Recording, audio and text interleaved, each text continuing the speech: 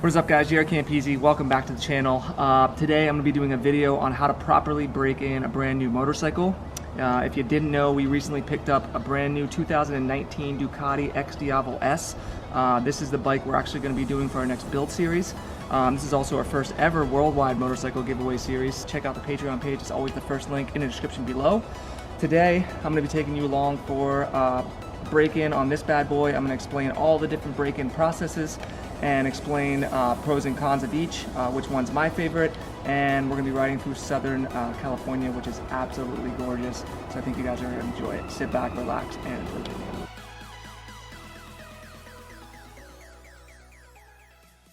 Alright, so welcome to the video, guys. As I mentioned, today we're going to be talking about how to break in a motorcycle. It's going to be split into a bunch of different topics, but first we should talk about what does it even mean. What are we talking about when we say motorcycle break-in or motorcycle run-in? When you turn your bike on for the first time, it's the first time it's getting fluids in it, the oil's going into all the crevices in the motor and all that kind of stuff. The spark plugs are firing. It never had a chance to do any of that stuff. So, you know, the motor is one of the biggest parts of your motorcycle break-in, but also your tires are brand new, so they're super slick for the first 20 to 50 miles or so. So you're also scrubbing in your tires, and then there's also your gearbox, so your clutch and all your gear systems. The gears haven't been driven through, they haven't changed gears. I couldn't even get this bike into neutral for the first 20 miles or so. And then you've also got your brakes, so your whole braking system has not been used. They're going to be seating to the calipers and all that kind of stuff. So that's what we're talking about when we're talking about motorcycle break-in, how to break in a motorcycle, okay? Also, I'm just leaving Santa Barbara right now. We're going up over the 154. These are the Santa Ynez Mountains, and we're going into Santa Ynez, which is also part of the Los Padres National Forest. So it's going to be an absolutely gorgeous ride. I actually did this ride yesterday, putting break-in miles on the bike, and my dad was like, "Why did you not film that?" And I was like, "All right, you know what? That's a good point. I'll go ahead and film it for you guys today because it's an absolutely gorgeous ride, and it's a perfect place to break into your motorcycle, as you'll come to learn throughout the video." So, motorcycle break-in.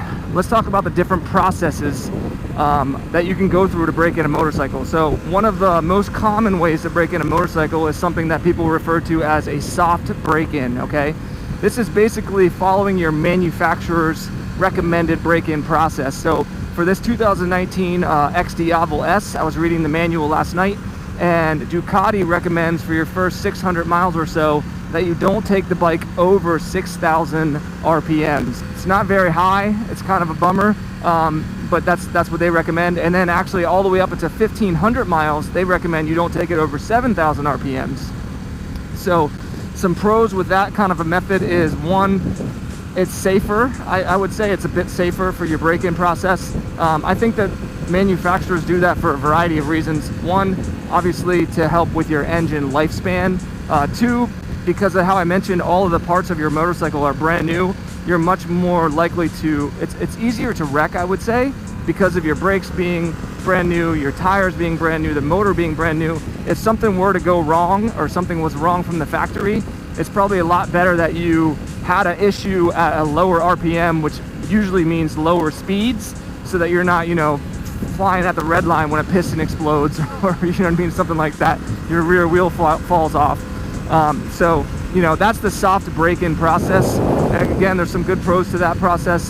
Some cons are, for me personally, when I buy a new motorcycle and you drop, you know, $25,000 on an Xdiavel, the last thing you want to do is stare at the RPMs and ride it around like a pussy for the first 1,500 miles. So that's kind of some pros and cons. Look at that freaking view over there. Some pros and cons of the soft break-in. Next we have the hard break-in. So this is something that some people live by, the hard break-in. There's different levels of a hard break-in, but mainly it's just ride the bike like you stole it. You know, don't baby it, don't you know, stare at your RPMs, just ride the bike, have fun. I mean, it's doing smackdowns, full speed, bouncing off the rev limiter, and just basically riding the bike like you're gonna ride it. And some pros to that method is, one, it's fun as hell. You don't have to baby a bike that you just bought. Two, if something is gonna go wrong, it's probably going to happen during the warranty process. So that's it's kind of a way to feel out the bike, make sure you don't have a lemon, make sure nothing's wrong with it, or if something's going to go wrong, it happens right away. And then some cons of that are you could potentially be hurting the lifespan of your motorcycle. So you really want to put the engine through heat cycles, and that's kind of what you're doing as you ride the bike. Turn it off, wait until the next day, ride the bike some more and stuff like that. So yeah, anyway, I got a little off topic there, but that's kind of the hard motorcycle break-in process, is you just ride it like a badass. You don't care at all. You just treat it how you're going to treat it. And, you know, there's some pros and cons to that method. And then you have another method, which is breaking the motorcycle in on a dyno. So, you know, most people know dynos are for tuning, finding out what your horsepower your motorcycle makes. But dynos can also be used for breaking in your motorcycles. And I've actually done this with a few of my motorcycles. And Jason, who was the guy from Carnes Performance, actually suggested it, especially in the cold weather of Pennsylvania when I couldn't ride the bikes, to put the proper break-in miles on them, and I wanted to do mods and stuff like that. So, you know, I wanted to make sure the bike was broken in first before we did the exhaust and all that kind of stuff and tuning. So he recommended doing the break-in on the dyno, and basically what that entails is someone who's a certified dyno specialist breaking in your bike on the dyno. So, you know, he would take the bike up to 2,000 RPMs and then slowly, and then let the engine braking slow the bike back down, and then do that a bunch of times, then take it up to 4,000 and then 6,000 and then 8,000, and then slowly taking it all the way up to the top of the rev range, which is basically allowing those piston rings to seat properly, and it's putting the motorcycle through some heat cycles as well.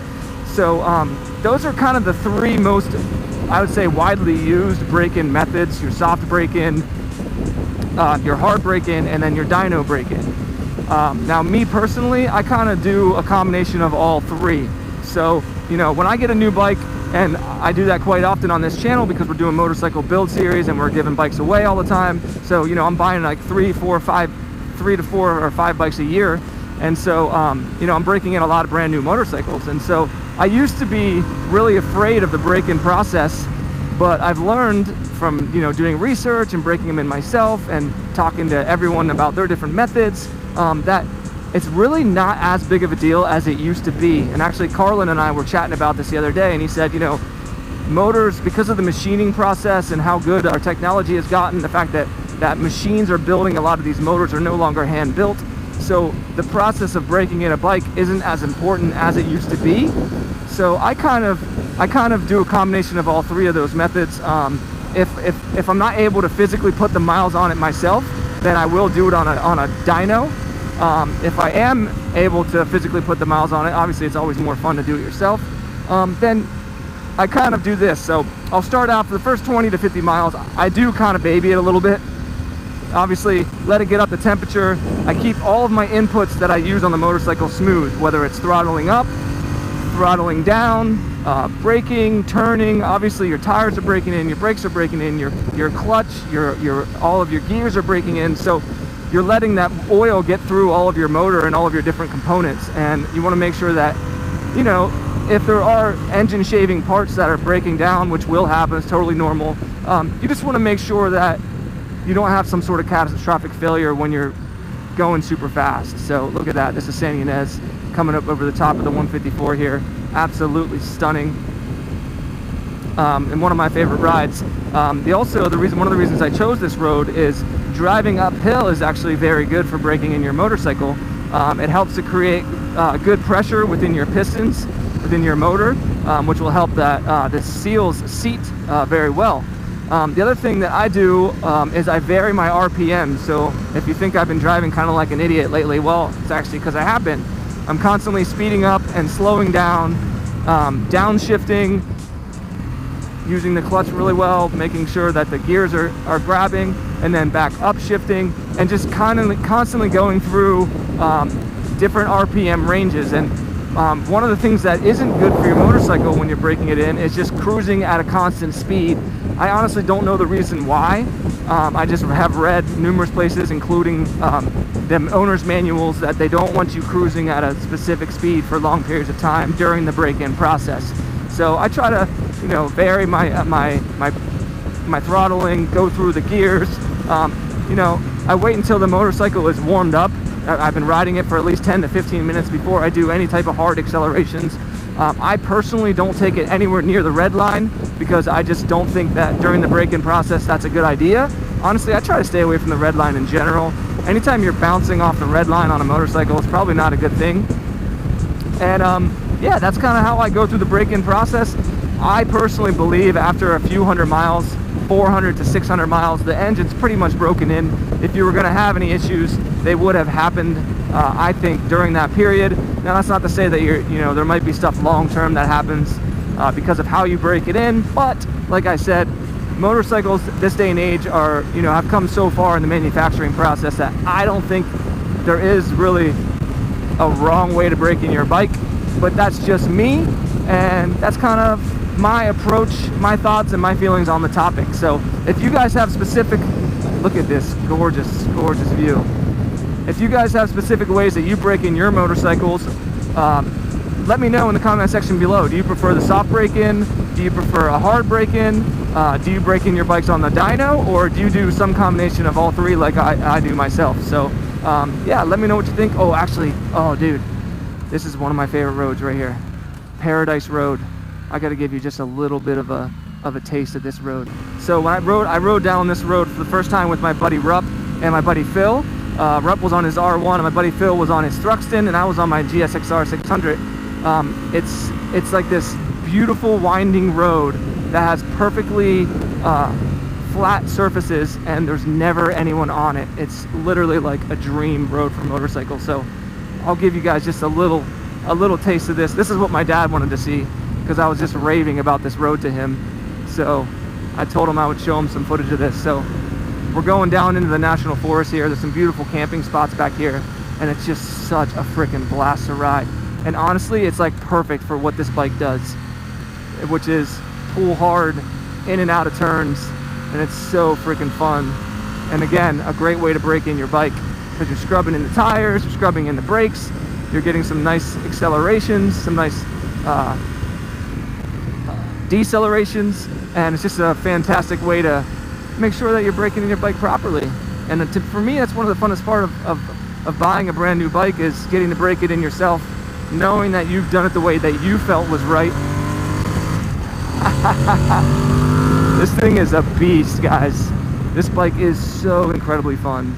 I rode it yesterday for I think 150 miles, and man, I wasn't fatigued, I wasn't tired, and it just was such a blast to ride, whether I was going slow, stuck in traffic, or back on roads like this with no one around. Look at this, dude. It's so freaking awesome. And it seriously amazes me how well it turns over and dives into these curves and just holds the lines. Like, listen to that thing, dude. The motor's intoxicating. A lot of the times I listen to music when I ride. I love listening to my favorite songs and stuff. Yesterday when I went for like 2 or 3 hours, half the time I had the music off, just listening to this motor. That's how amazing this motor really is. So anyway, that's it, guys. That's gonna do it for this one. How to properly break in a motorcycle, or at least, my take on it. Obviously, everyone's always gonna have different opinions and all that kind of stuff. That's what the comment section's for. Share them with me. Let me know what you think. I'm gonna go enjoy putting another 200 miles on this bad boy. Tomorrow we're getting the first service done, and then we start adding beautiful parts to this motorcycle. So if you guys want to be entered to win this bike, be sure to check out the Patreon page. It's always the first link in the description below. If you have other topics you'd like me to cover on motorcycles, please drop them in the comment section. And until next time, guys, ride safe, and I'll see you in the next one.